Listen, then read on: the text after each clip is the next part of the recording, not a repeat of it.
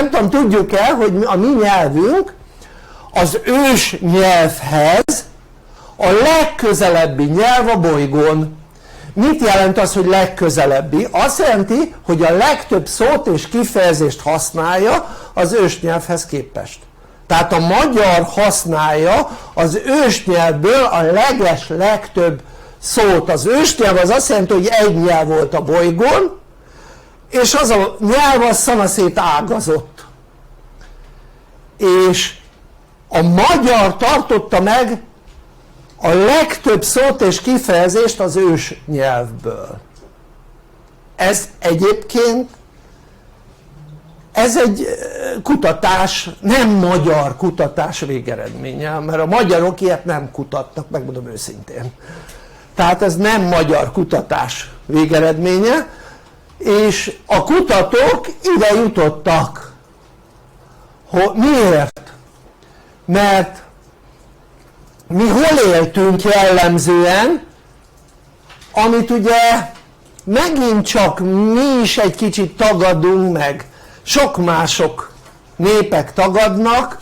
Mi itt éltünk a Kárpát-medencében 7000 éve. Még akkor ősnyelv volt a bolygón, amikor mi már itt éltünk a Kárpát-medencében.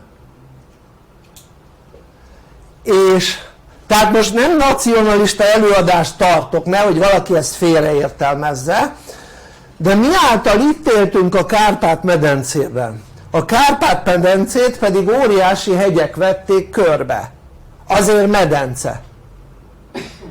És ezáltal a népcsere, tehát hogy innen elmentek emberek és ide beözöllöttek emberek, nem nagyon fordult elő. Ezáltal nem keveredett a nyelvünk más nyelvekkel olyan mértékben, mint akik nem egy medencében, egy terület hegyekkel elzárt területen élt. Tehát mi egy hegyekkel elzárt területen éltünk, és ezáltal kevésbé keveredtünk más nyelvű népekkel, mint a bolygón más népek.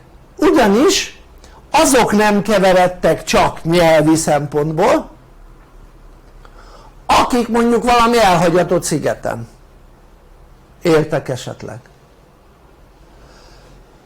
Tehát ha megnézed a bolygón az egyetlen olyan terület, a Kárpát-medence, ami elég nagy területen teljesen hegyekkel van körülvéve. És nem kis hegyekkel, hanem magas hegyekkel, amint nehézkes volt az oda-vissza átjárás. És ezáltal a magyar megtartotta a nyelvét és az ősnyelvét, és kevésbé keveredett a nyelve.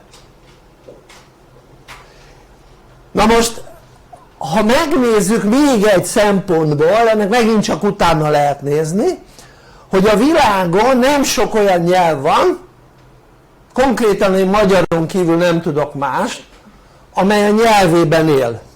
Tehát a szavainak a nagy része önkifejező.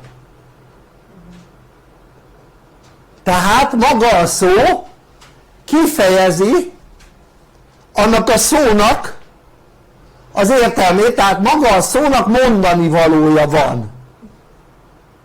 Tehát nem csak egy ilyen fabrikált szó, hanem kifejezi azt, amit jelent. Tehát rengeteg olyan szavunk van, ami ilyen önkifejező magában, és megmagyarázza annak a szónak a jelentését. Na most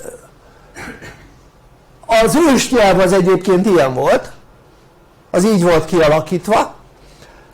Hát ez is bizonyítja egyébként, hogy a nyelvünk az nagy mértékben azonos az ősnyelvvel. Egyébként minden nyelvben van valami ősiség, csak nem mindegy, hogy 5% vagy mondjuk 70%.